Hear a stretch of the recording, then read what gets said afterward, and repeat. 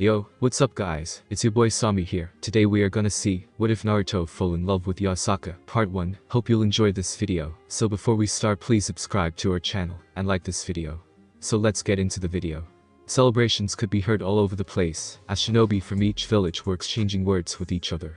Some could be seen hugging or even crying on the shoulder of their comrades. The reason for their celebrations, why grown men were crying, some out of happiness while others out of sadness, was because of this moment. This exact moment marked the end of the Fourth Shinobi War. Between them, a blonde boy who appeared to be around 17 looked around. An unreadable expression on his face, as he remembered how all this started. A war that has claimed more casualties than any war before. The reason for the war was because of a group that called themselves Akatsuki. It was a group that was originally founded back then during the Third Shinobi War. It was a small group of orphans who had created the concept of Akatsuki as a way to bring peace to their small home country called Omegakure, which often got caught into the crossfire during one of the many conflicts of the 5 great nations. Land of Earth, Land of Water, Land of Lightning, Land of Wind, Land of Fire. Those were the names of the 5 great nations, each of which held a shinobi village. The Land of Earth had Iwagakure. The Land of Water had Kurigakure. The Land of Lightning had Kamagakure. Land of Wind had Sunagakure. And the Land of Fire had Konohagakure. Since the start of shinobi villages, these 5 villages withheld the balance of power throughout the elemental nations. That didn't go without conflict, however. Over the years that the villages have existed, various wars have been held. Some small, and some were large. The larger ones were given the name of Shinobi World War. Omegakure, which, as the name suggests, is constantly covered by rain. For a long time it was protected by the legendary Hanzo of the Salamander. His battle prowess was known throughout the elemental nation. He was so powerful that shinobi would flee on sight whenever he was spotted. However, over the years he lost his conviction. His dream for Omegakure to someday be basked in the sun became less and less until it was just gone. He became dull, he stopped honing his skill, and focused on preserving his power. It wasn't until later though when he was approached by Danzo Shimura, a veteran of Konoha, who managed to convince him that they, the Akatsuki, were planning on overthrowing him. Teaming up with him, they managed to hold Konan, one of the original members of the Akatsuki, hostage, and offered to release her in trade for Yuhiko, the boy who started and led the Akatsuki his life. Yuhiko, who was often described as selfless, wasted no time, and impaled himself on the kunai his friend Nagato was holding. Both in an attempt for freedom, and because he didn't want to burden him with his death while also trusting their dream of peace onto him. This event, however, also marked the day a new Akatsuki started. One that shook the entire shinobi world to its core. Bijuu, often also called chakra monsters, are gigantic chakra constructs in the shape of animals with different numbers of tails. They were originally created a long time before ninja villages started by the Sage of 6 Paths when he separated the Jubi. They were originally created not just to prevent the resurrection of the Jubi, but also as a means to create peace and keep the balance. Over the centuries, however, humanity had failed to recognize these Bijuu as intellectual beings, instead seeing them as demons, mindless beasts, and feared them. Later on they were hunted, as humans were greedy, and recognized the immense power they held, and of course wanted it for themselves. They were later on successfully captured by Hashirama Senju, Shodaime Hokage of one of the first ninja villages that existed. Unfortunately, however, Hashirama was a somewhat simple-minded man, and had captured these Bijuu against their will, only for him to distribute them to other villages. It didn't take long for other nations to look for ways to add these Bijuu into their own arsenal. Unlike Hashirama, who was capable of calming them with his Milkutin, a Kekkei Genkai that originated from the Senju clan. So they began to look for their own ways to harness the power of the Bijuu, which they did by sealing said Bijuu inside a human, creating what is called nowadays a Jinchuriki. Konoha didn't just have to worry about enemies from other villages, however. Madara Uchiha, legendary leader of the Uchiha clan who had founded Konohagakure alongside his rival, Hashirama. Well, it started out well, it didn't last. With Hashirama being chosen as Hokage, the leader of the village, Madara became concerned with the future of the Uchiha clan. It became worse when Madara managed to decipher the stone tablet that had been in their possession for generations. There he read about the history of shinobi, but also about the endless cycle of fighting and failed peace between the Senju and Uchiha. Also written on there was a solution to all the fighting between their clans, Mugen Tsukiyomi. With that in mind, Madara became more detached towards the village and started to lose trust with his own clan and Konoha itself. He defected before returning back to Konoha to challenge Hashirama, though he was not alone. With his Sharingan he managed to subdue the Kyuubi no Kitsune, the most powerful of the Bijuu under his control. They fought each other to exhaustion, though even Madara together with the Kyuubi failed against Hashirama himself, who, with much sadness, was forced to kill his childhood friend. The area they fought in would later be called the Valley of the End. Somehow though, Madara survived, having planned on using Izanagi and Uchiha Kenjutsu. Madara had managed to rewrite reality, and lived at the cost of his right eye, and went into seclusion. Having obtained a sample of Hashirama's DNA, he implanted it. By combining his Uchiha DNA with Hashirama Senju's, he managed to awaken the legendary Rinnegan, which would only further his plans he had of a world of peace. Tobi. He was known as the actual leader of Akatsuki, though that was kept a secret between Konan and Nagato. Well, during the meeting between all the other Akatsuki members he acted as a fool. It was during the meeting with Nagato and Konan he showed his full capabilities. Manipulating them under the guise of Madara Uchiha, who was later revealed to be his mentor, he controlled them using their fear of dealing with the legendary shinobi himself. Later on he interrupted the cage meeting where he introduced himself as Uchiha Madara. There he explained his plan, Mugen Tsukiyomi.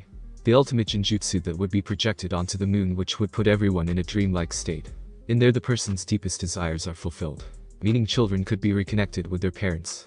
Fathers and mothers could meet their children, and pretty much any situation one could think of. He gave them one last offer, which was to hand over both the Kyuubi and Hachibi. Having been declined, he declared the Fourth Shinobi World War. They were surprised, however, as during the final moments of the war, the masked man revealed himself to be Uchiha Ibito. Having been forced to reveal his identity once news came through the real Madara Uchiha being revived using Ito Tensei. The surprise didn't end there though, as not too far away from him, Yondaime Hokage could be seen hugging a red-haired woman and a blonde-haired girl slightly younger than himself. He knew the Redeed was his mother, Kushina Uzumaki, and the blonde girl was apparently his sister, Nami Uzumaki Namikaze. It came as quite a shock for everyone in the alliance when news spread of the appearance of Namikaze Minato. It first began when a small squad of shinobi came across a small home in the forest surrounding the land of rivers. Around the house were the scattered corpses from over 100 white zetsu. What shocked them, however, were the three-pronged kunai that were scattered around the area. They immediately reported this to the HQ, where they began to worry about someone possibly knowing the Hiraishin no Jutsu. Those worries were for naught, however, as shortly after the arrival of missing nin Uchiha Sasuke, another yellow flash accompanied him, and showed the Namikaze Uzumaki family bar Naruto himself. He knew they were his family because he had met them inside his seal before. While most shinobi were happy to see them, even those from Iwagakure and some Konoha looked at them with disgust. One of them was Hada Kakashi, who was put under him with both Ibito and Rin when they became genin. Actually, disgust would be undercutting it. He looked livid, as it was evident by his Sharingan, then spawned with barely contained rage, as he looked at someone they all thought to be dead. His sensei, the man that taught him it was important to cherish comrades. The man who took care of him when his father had killed himself was alive all this time, and had abandoned his son. His own flesh and blood. Minato even had the balls to greet him like nothing happened. The murderous aura Kakashi was releasing was enough to make even him back off. The Hokages that were brought back with Ito Tensei all glanced at him in shock. Even the Sandaime Hokage who had given Minato his position was ashamed by the actions of his successor. While Hashirama could only shake his head, commenting how disappointed Mito would be if she would look at Kushina now. Kakashi along with the others glanced at Naruto, curious as to what his reaction was to seeing his supposedly dead family alive and well. All while he was struggling to survive when he was younger. They were both alarmed and frightened by his lack of reaction. For someone like Naruto, he's usually very vocal with whatever he did kept surprisingly quiet. If anything, the blank expression he wore was more worrying, as no one has ever seen this side of the usual hyper-blonde. How pathetic, he muttered, as he looked at the celebrating shinobi around him. His words, despite being spoken to himself, seemed to travel through the clearing, as one by one the shinobi stopped celebrating, and turned to look in his direction. He glanced around, taking in the expressions of his family who were unable to keep eye contact when they met. His blue eyes that were filled with life were dull, as he gazed at them, which added to his already impassive facial expression. Are you that disgusted with yourself that you can't even look me in the eye, Namikaze Minato? His words prompted the man in question to look up. Guilt visible in his eyes. Naruto. Yes, that is my name. His voice remained uninterested, as he continued to look around. He spotted Kakashi, who seemed to be having trouble choosing to glare at Minato, and looked at him with worry. His gaze met the rest of the rookies, each of them looking at him with worry, with the exception of Sasuke, who seemed to be waiting for something. Oh son of a bitch, he knows. Their eyes met, and for a split second Naruto let a smug smirk grace his features before it was gone. Had it been anyone else, Sasuke would have thought he imagined it, but with his Sharingan active, he indeed spotted the smirk, and could tell that despite his eyes showing absolute boredom, there was something else. Almost like he was waiting for something. I had enough of this. Your presence is making me feel unwell. He spoke up. The shinobi around him looked at him, and his father with confusion, as they didn't understand what he was implying. With a snap of his fingers, Naruto's body was covered with a golden glow, getting them to focus their attention back to him.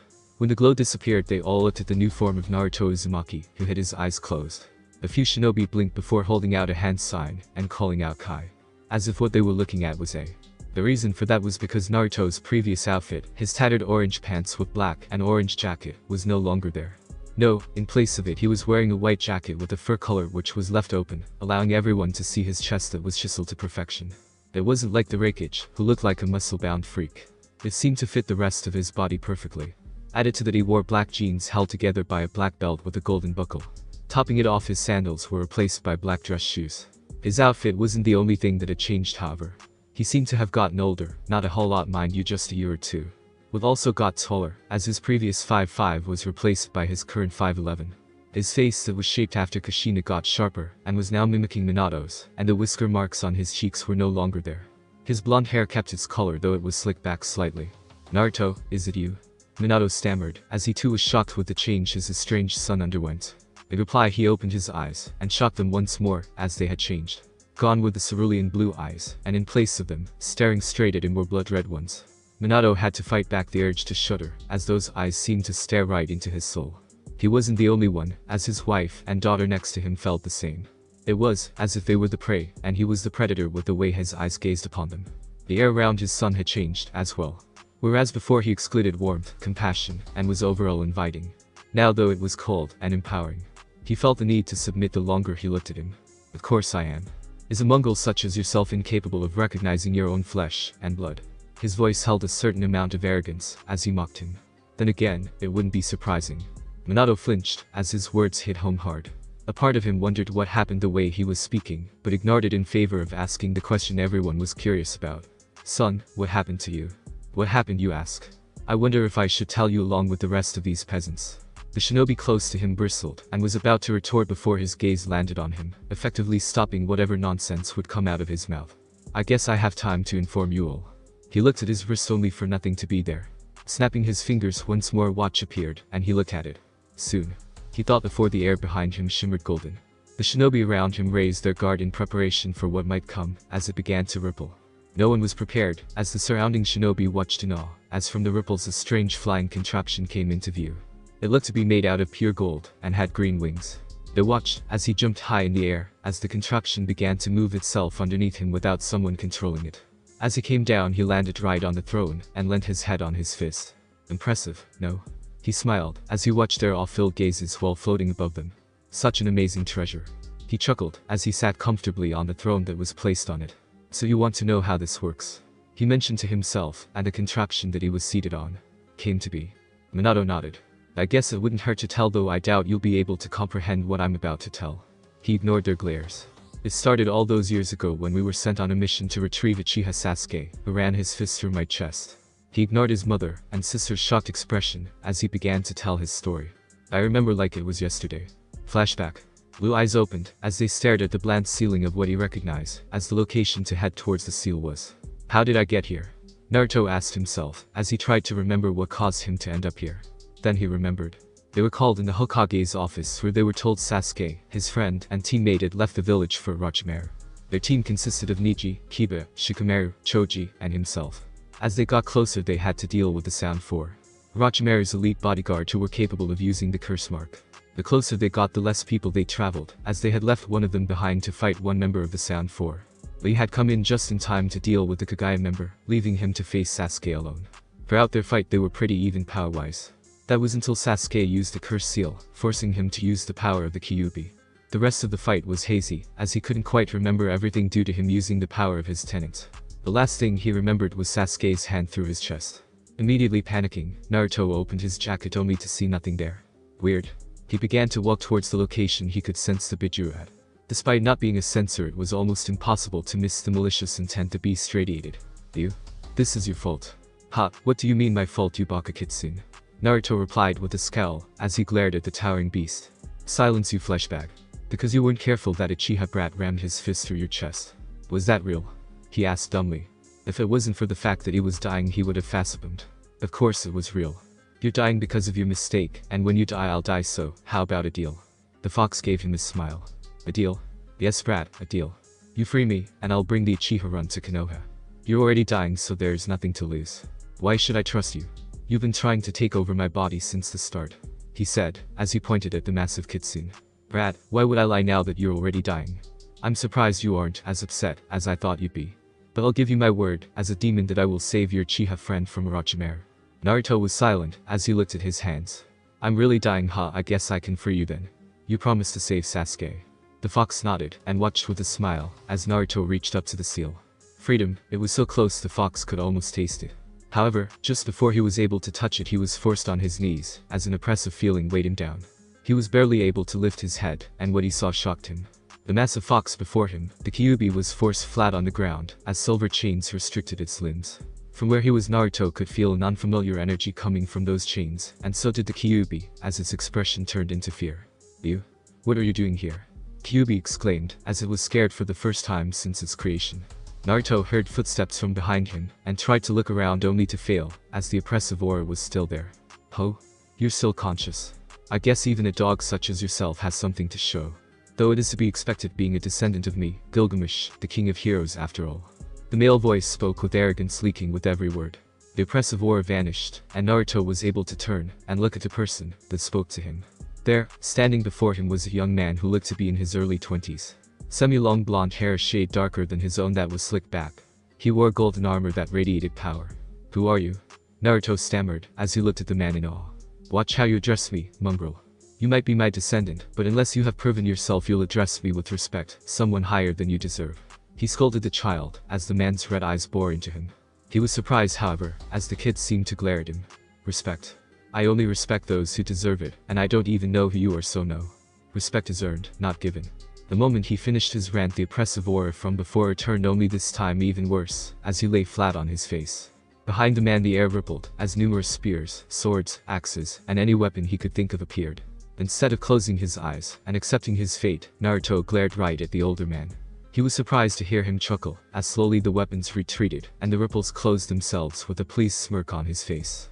Most impressive, looking death in the eye, and even then you're still so rude. I guess I will grace you with the knowledge of who I am, who you are, and what will happen next. As a golden throne materialized behind him.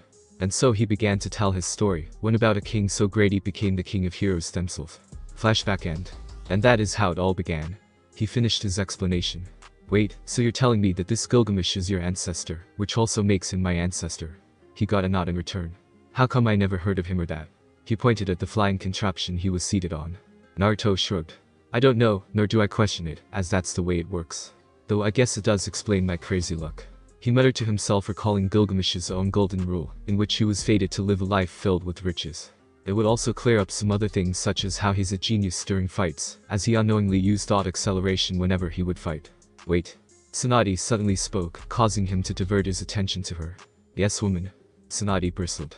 If what you say is true, then how come Jiraiya was never brought up? Someone of his caliber would have noticed your change of attitude, not to mention the fact that you're now older. She looked him up and down. He tapped his chin. Perhaps if he wasn't busy visiting brothels and the likes he might have. Though by then it would have already been too late. He added, as an afterthought. What do you mean? She asked about her teammates' tendencies. It has to do with the reason I look older, as you call it. You see, my ancestor Gilgamesh didn't come from around here. He glanced around with disgust at the barren wasteland he was hovering over.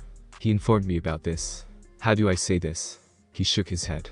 I guess what I'm trying to say is that there's a completely different world connected to this one. He chuckled as he spotted their incredulous looks. I see you don't believe me, not that I care.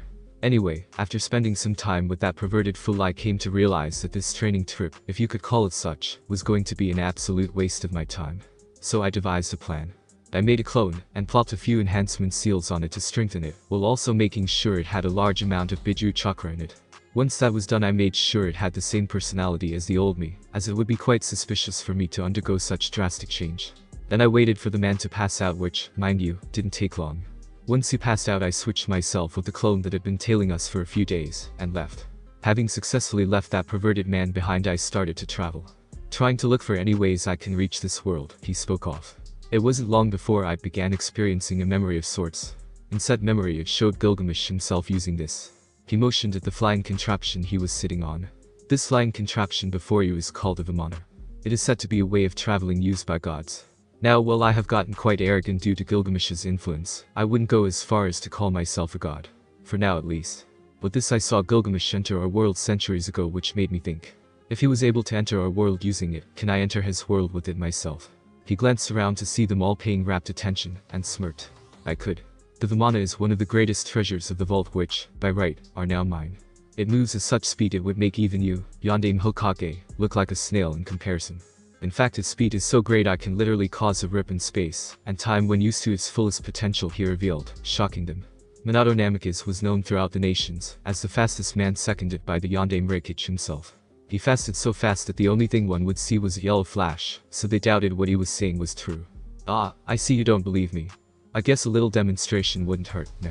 And before their eyes, in less time it took them to blink, the spot he occupied was empty. The sound of his chuckling caused them to look up. Impossible, were the thoughts of both Namikaze, Minato, and the fourth Reikage, who looked at him in shock. Even they, who have trained to both handle and spot insanely fast speeds, were unable to keep up with how fast he moved. Impressed, are we? He slowly hovered back to the spot he was at before. You should be. His voice turned surprisingly serious. It's not everyday mongrels such as yourself are treated to the sight of my treasures. You can't be him. You can't be my son, my Naruto-chan. Kushina yelled, as she did her best to deny the person before them was her son. A son she abandoned to the dogs, but nonetheless. But I am. You know it. Your husband knows it. I know it. Hell, even Sasuke knows it. His words hurt her, though the latter managed to confuse her. What do you mean? He looked around to see who it was that spoke. He spotted the short pink-haired girl, Sakura. He glanced at her before rolling his eyes, as he remembered the childhood crush his old self had on the girl. He was such a fool back then. You remember when we went to look for Sasuke, Sakura? It was you, Sai, Yamato, and myself. She nodded, though wasn't sure where he was going with this. During our confrontation with Sasuke over there, he glanced at the dark-haired boy. Sasuke managed to enter my seal where he suppressed a Kyuubi. That was not the only thing he met there though. He chuckled. Oh no, you see, in there he met the real me. Not the dumb blonde kid that screamed about coming Hokage in a village that hated his guts. No, I have bigger ambitions than to sit behind a desk in a gloomy office for the rest of my life. He motioned his hand upwards. Look up and tell me what you see. The first thing that comes to your mind is a sky filled with stars. Correct. They nodded. That's the difference between you and me. When you look upwards you see your limits, your shortcomings, as you will never be able to move beyond what's before your eyes. You can look, but you can't touch. Me? I have no such limitations. What seems impossible to you is a mere obstacle for me. One that I will remove myself if I have to. He felt the watch on his wrist pulse. Ho, it seems we've moved away from the original topic, it seems. Wait, you still haven't told us what all this has to do with you being older.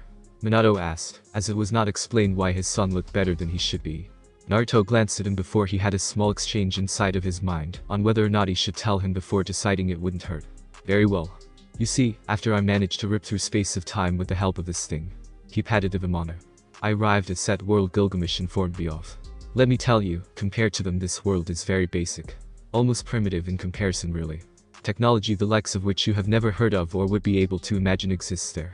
Machines that could move from point A to point B with speed that would make Jounins look like genin when compared. You shinobi are like rabid animals in comparison to the way society works there. The age of ninja ended there centuries ago though. I can't really call you all ninja now, can I? I mean, you shinobi are supposed to stay in the shadows, which is kind of hard with all these flashy jutsu you seem to love throwing around. Not to mention the fact that whenever you fight you attract an entire village with the noise you make. He shook his head, as she was getting off topic. You'd be stronger than the majority there though because, as shocking as it might be, people there don't use chakra. Impossible. Without chakra you can't live. Came the outraged cry from his sister who didn't speak up until now. Are you insinuating that I'm a liar, sister? He asked, as the air around him seemed to change. He wasn't about to let some girl he'd never seen the day before call him a liar, even if she's supposed to be his sister. Naruto calms down. That's not what Nami meant, correct dear? He said, as he looked towards his daughter who was quite shocked by his reaction to her words. She shakily nodded her head, as the air around him screamed of danger. But, keep that dog on a leash will you? He said to his parents while insulting her. Minato and Kushina kept quiet, not wanting to agitate his son more than he already was at the moment, and restrained Nami from replying to his taunts. Now that you all shut up I can continue. Where was I? Ah yes, people don't have chakra. Now that doesn't mean they are weak by any means however. I can personally say that between them, and all of you they would wipe you off the map with little problem. I have seen some of the weapons they have, and most of them are easily capable of destroying one of your villages with one swoop should they try. He revealed shocking things about them. So, as you understand, instead of spending 3 years under Jiraiya, I was actually discovering this new world. All while my clone was acting like my old self to keep Jiraiya unsuspicious. I mean it would raise a lot of questions if I had a sudden personality change, no. During those 3 years I spent most of my time getting familiar with the world, while also sorting through the vault, where I found this Vimana inside of. Despite that, however, this machine before you is just the tip of the iceberg when compared to all the riches that were there. Enough riches to make all of your daimyos combined look like mere peasants inside. The Vimana here by itself is worth more than your daimyo's total worth. How? The shocked Tsunade asked, as she couldn't believe that machine, regardless of how expensive it looked, could be worth that much, and she wasn't the only one. How do you ask? Look at it, I bet you thought its color was just for show, correct? He tapped his knuckles against the armrest. You'd be wrong, it's real pure gold, and those green plates you see on there, those are emeralds. So, as you can see, I'm not joking when I told you I have enough wealth to make your daimyo appear as nothing but a spoiled little child next to me. He lowered the Vimana slowly until he was hovering just a few feet above ground. One brave shinobi started a chain of hand signs, as they had enough of him mocking them. Kaden. Kakak no Jutsu, a fireball was exhaled and headed towards him. They were shocked when instead of dodging, they all knew he was capable of having seen its speed before Naruto stayed in the same spot, his smile never leaving his face. The fireball exploded as it came in contact with the contraption. Naruto. Numerous shinobi from Kunou yelled as they feared for his safety. They were surprised, however, to see him without any injury once the smoke dissipated. His amused smile still on his face. Then, faster than anyone was able to spot, the shinobi who fired the fireball fell face first into the dirt, dead. Now are you going to let me finish my story, or are you going to keep interrupting me? He asked like he didn't just kill someone seconds ago. It was disturbing for everyone to see the once happy and hyperactive boy act so nonchalant about killing. Even Sasuke had to blink, as if not believing his eyes, that the dope killed someone. No, he can't be called that anymore. Perhaps if he was still his old self he could, but not this version of him. No, this Naruto was cold, uncaring, ruthless, and apparently couldn't give a single fuck about killing, evident by the corpse that lay near him. You know what, I'm going to shorten my story, as I can't seem to talk for 5 minutes without any of you interrupting me. The reason for me appearing older than I actually should be, was because time went by faster in that world. You see, while my clone and Jiraiya were away for 3 years, I was actually there for 4, almost 5 years. Shocking, right? I know. So instead of my age, being 17 like I was supposed, I'm now 18, halfway to 19 years old. He revealed. It's time. He thought, as he looked at the watch that was around his wrist before looking down on them. Now, as much fun as this was. Sarcasm was evident as he spoke. I have wasted enough time here, and it's time for me to go.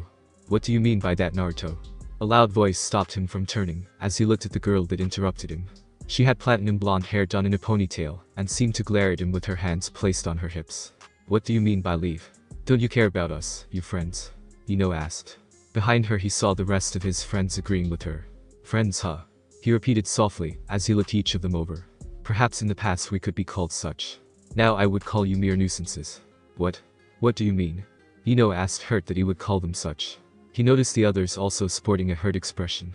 Yes, bastard, what do you mean? Of course we are your friends.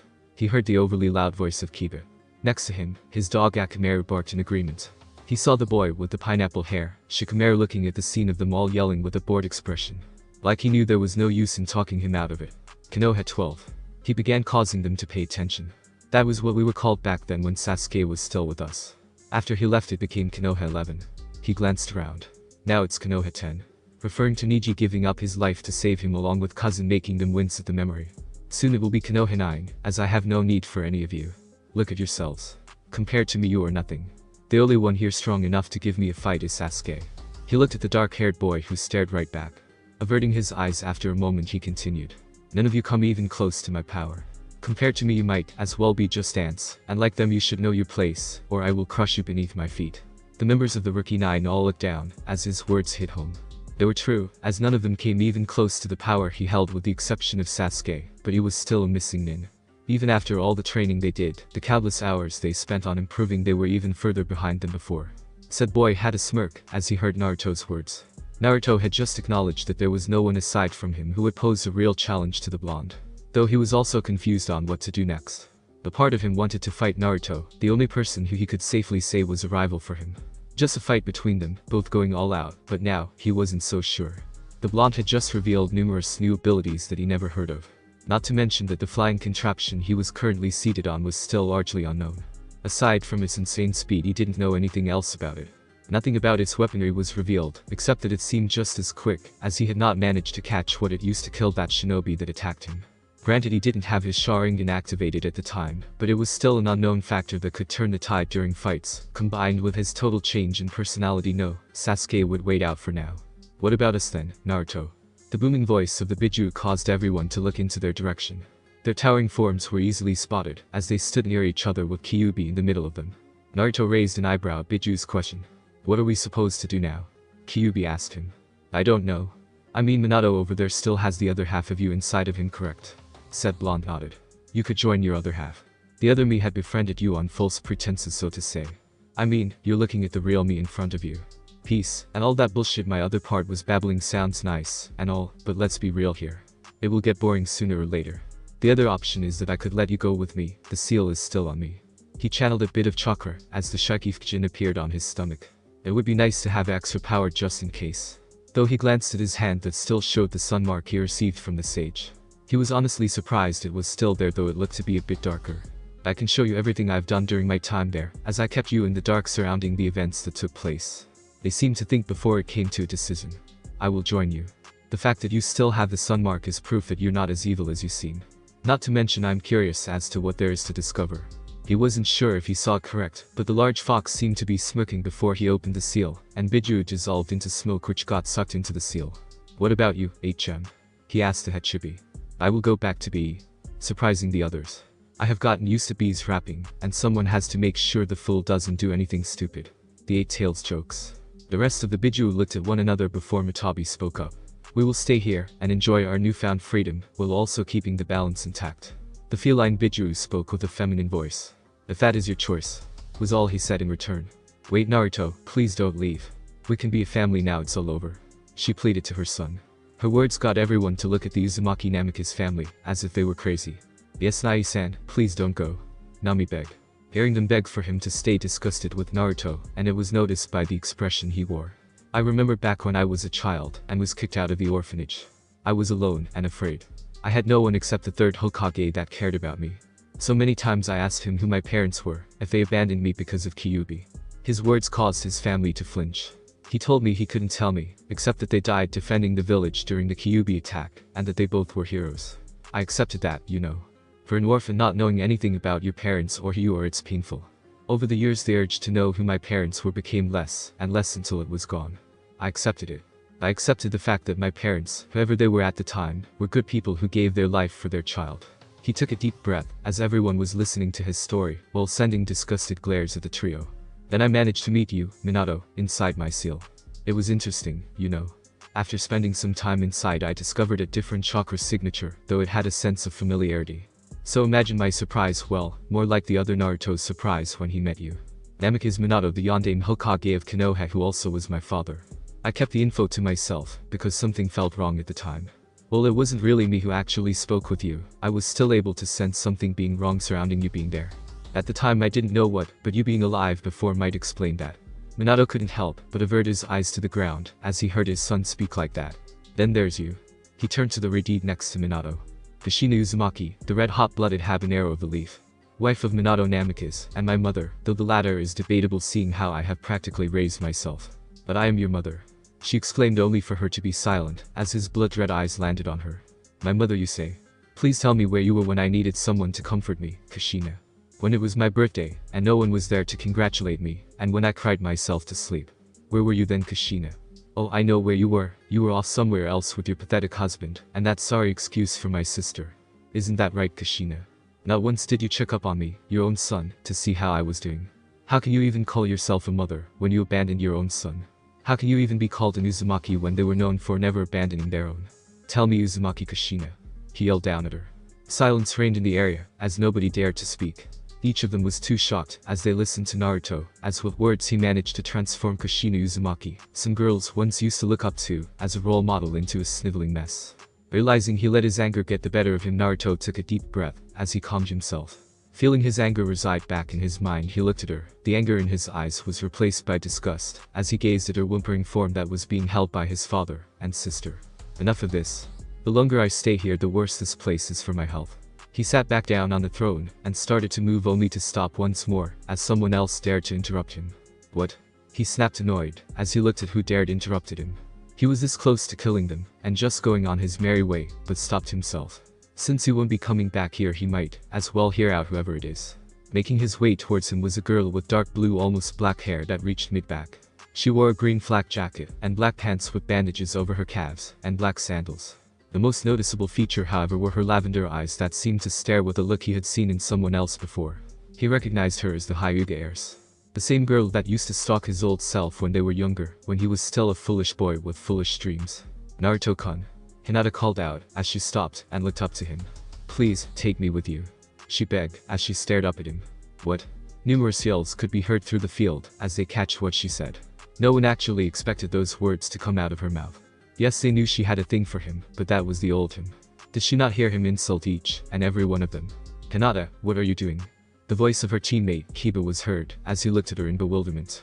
Said girl looked down slightly before schooling herself. Sorry Kiba-kun, but this is my choice," she told the boy, who seemed wanting to reply, but was stopped by their third teammate, Shino, who shook his head at him.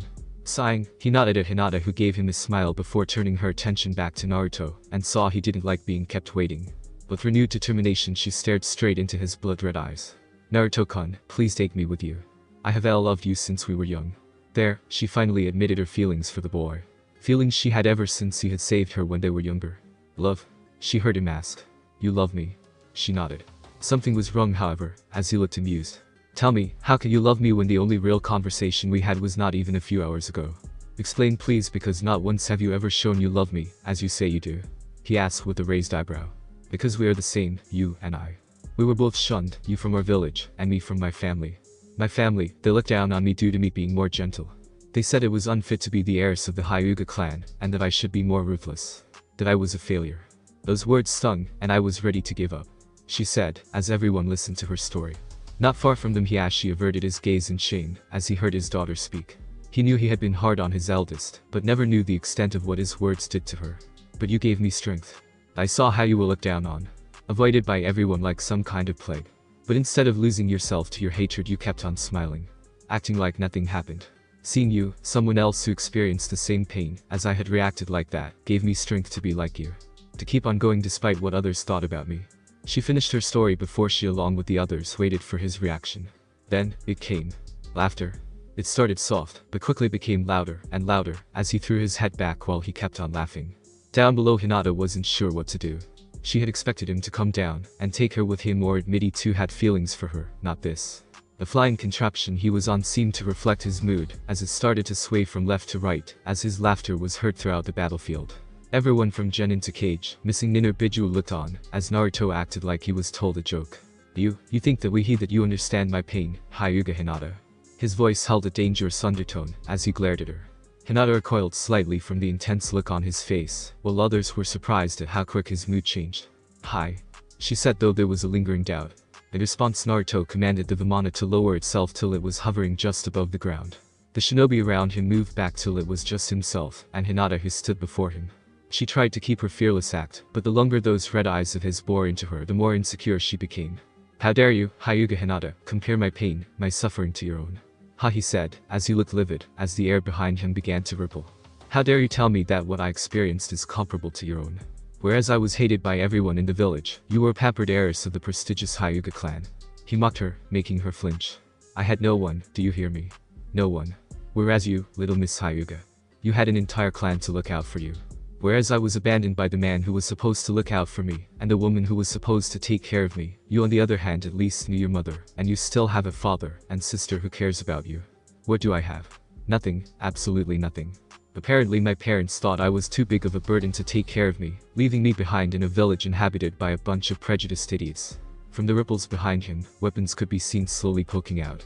Swords, spears, axes, and halberds of all sorts poked out, slowly increasing in number the angrier he got.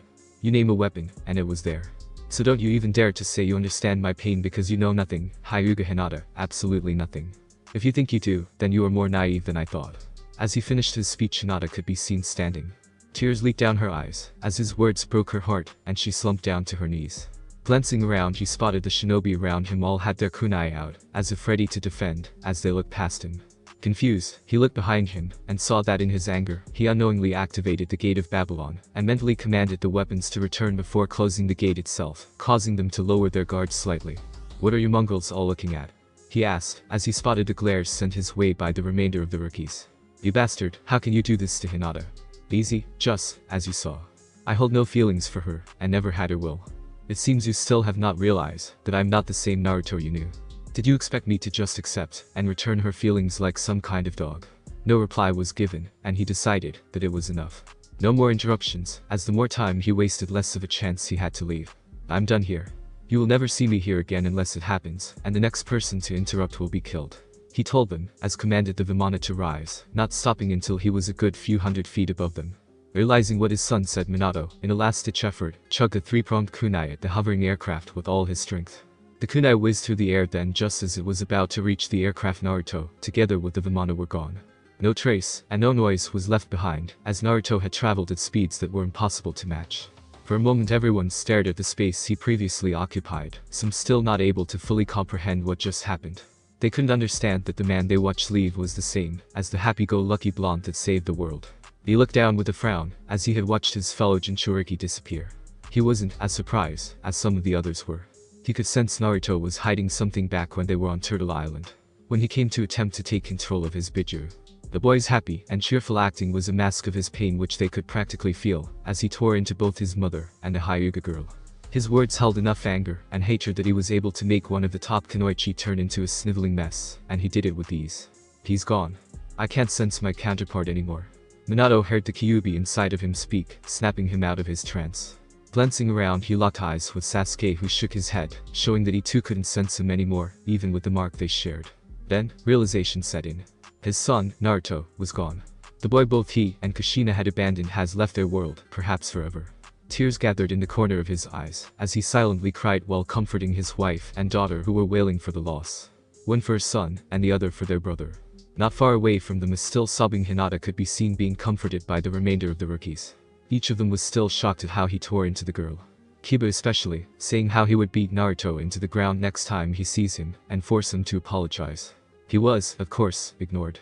Sasuke glanced at the Namikazes with no small amount of disgust.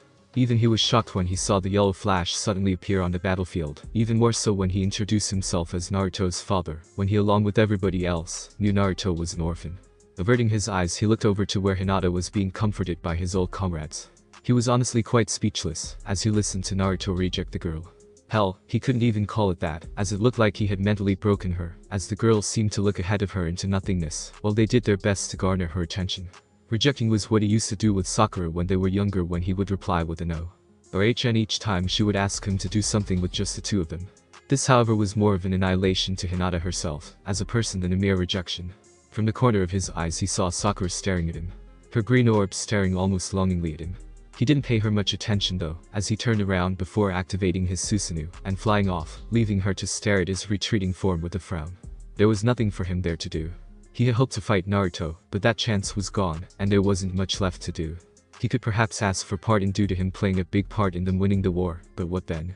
Without Naruto there to challenge him, there really wasn't much left for him. He would probably be bothered by Sakura constantly asking for dates, and such, as it seems she still hadn't gotten over him, despite his attempts to kill her. It made him question her mental stability, to be honest, as who would still be in love with someone that had attempted to murder you multiple times? Well, there was Naruto, who was adamant on rescuing him. Actually no, that Naruto was a fake. The real one had gotten over him. Sakura wasn't the only one who stared at Sasuke's retreating form, as not too far from her Kakashi watched, as his second student left with a sad look in his now two regular eyes. Looking at Sasuke leave, Kakashi couldn't help but blame himself for being a failure, as a sensei. He who was supposed to be there for his genin had failed tremendously on that aspect. First was Sasuke, and now has sensei's son Naruto. While the former was somewhat expected, it was the latter that shocked him. Never in his life had he expected Naruto to be able to act so heartless. To be able to deceive them all like he had done. However, he looked over to where his sensei was at, still holding the crying forms of his wife and daughter. He wasn't the only one to blame for Naruto's behavior. Perhaps if his sensei had acted like an actual parent, Naruto would still be here, be still the same old Naruto they had come to like. He chuckled, as he could almost imagine Naruto shouting happily at them after defeating the Jubi. Shouting how he was one step closer to becoming Hokage, and joking around with Sasuke. Spotting Tsunade, he made his way towards her while preparing for what she might do now that Naruto, the boy she saw, as her own family, was gone. Feeling someone near them, Minato looked up from his position, and spotted his remaining student heading his way. Hello Kakashi, the words died his throat, as he saw his only remaining student walk past him without as much as acknowledging him or his family, and continuing his walk. He wasn't the only one Minato noticed, as shinobi who were ecstatic to see him before, now seemed to ignore him. A few regarded him and his family with disgust visible in their eyes as they shook their heads. They couldn't believe that Minato Namikaze, their beloved Hokage, had faked his death and in conjunction abandoned his own child. It wasn't the same Minato Namikaze they know. No, the man before them was just a former shell of what was once a hero. High in the sky above the Pacific Ocean, ripples formed in the air.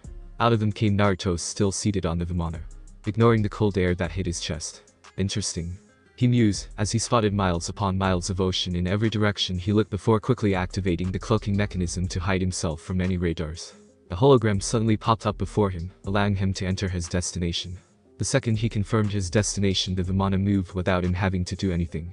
His eyes were closed as he enjoyed feeling the wind blow through his blonde hair. Moving at such speeds it took him no time to near land, and he opened his eyes and gazed upon the country of Japan. Naruto was walking through the streets of Kyoto, his hands in his pocket and his head covering his face, as he ignored the glances sent to him from the blushing woman as they looked at his bare chest, as he had a small smile on his face.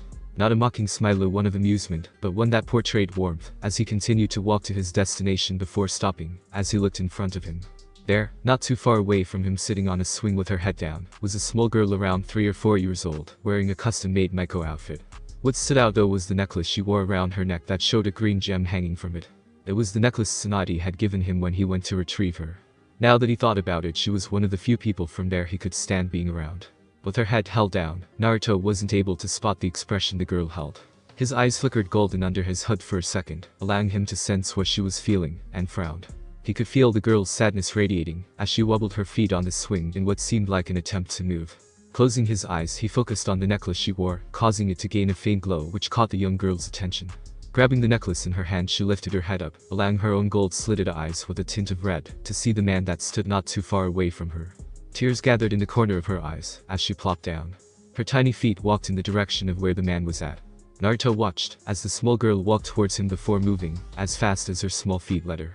Kneeling down, Naruto pulled his hood back, allowing her to see his golden blonde hair that was slicked back slightly, and his blood-red eyes that gazed at her with adoration. The young girl exclaimed in surprise. Naruto's smile widened as he spread his arms. "Yes, Kunou-chan, it's me, your Taosan," he said softly. "The Taosan," Kunou said as she launched herself into his arms, tears running down her cheeks. Naruto closed his arms around her as he hugged her close to him, doing his best to soothe her as he let his aura wash over her, this time expelling warmth and safety at his daughter. He felt her relax in his embrace and heard her sniffles as he ran one of his hands through her hair. In response, Kunou allowed her fox ears and tails to become visible. Her tails wrapped around him as she leaned into him, enjoying the feeling of his hands rubbing her ears. "Kunou has missed you, a Taosan," he heard her mumble into his jacket. He leant his head slightly down and kissed her between her ears that twitched in response. "I miss you too, Kunou-chan." Soon thereafter, he felt a large yet familiar signature near him as he was still holding his daughter, who seemed not to have noticed. "You? Who are you, and what do you think you are doing with my daughter?" he heard a feminine voice ask him as a large amount of Kai was sent at him. He chuckled softly. Same old Yasaka with how overprotective she can be. The shaking of Kunou caught his attention and quickly released his own soothing aura, which stopped her shaking. "I asked you something," Yasaka said as she watched the person in front of her that was holding her daughter with narrowed eyes, surprised that Kunou had her tails wrapped around said person. She had wasted no time to locate her the moment some of her guards entered her office, telling her they spotted an unknown person near her daughter, who according to them was very powerful, despite not looking like such. Now, here she was staring at the back of the unknown blonde-haired man that was holding her daughter. Chuckling was heard, which caused her to narrow her eyes. He thought this was funny. Before she could open her mouth, the person spoke up. "Did you forget about me already, Yasaka-chan?" Yasaka gasped as she recognized his voice. "Naruto-kun, is it you?" she asked while ordering her guards to lower their weapons. Tears gathered in the corner of her eyes as she watched the figure turn around to reveal that of Naruto, her Naruto, the father of Kunou, and her mate. His red eyes shone with love, which she returned as a soft smile formed itself on his face as he held his free arm out. Yasaka wasted no time as she ran towards both Naruto and her daughter and felt his arm encircling her waist. Her guards had lowered their weapons as they watched Yasaka press her face against his chest while hugging him and her daughter closely. "I can't believe you're here," she said. Her voice was muffled due to his jacket like Kunou before. "Of course I am. I did promise you to after all," he replied as Yasaka leaned back slightly and gazed into his eyes. Gold met red as they stared at the other until she noticed it for a split second. Pain. It was hidden very well, but she could see it. Her Naruto was hurting deep inside. Not physically, mind you, no, it was emotional. Whatever had happened to him the year he was gone had caused him to gain emotional scars that ran deep. Standing on her tippy toes, she gave him a chase kiss. Delighted, as she felt him return the affection after a second. Breaking the kiss, she saw her daughter, her face pressed against his chest, as she was asleep. "Naruto-kun, are you alright?" he heard Yasaka ask with concern. "Yes, why are you asking?" He looked at her with confusion. Instead of replying, she moved her hand close to his face before swiping it across his cheek and held her finger out for him to see. "You crying?" she said, as he looked at her finger, which was wet. "Huh?" He moved his hand away from her to rub his eyes. "I guess I'm just happy to be here together with you and Kunou." She smiled before grabbing a hold of his hand. "Let's get you inside, as you seem very tired." She waved her guards off as she led him to their home. Naruto just followed her, smiling the entire time as he allowed her to pull him around. Thanks for watching my video. Leave a like if you enjoyed my video, and also do consider subscribing to my channel for more awesome content. See you next time. Till then, sayonara.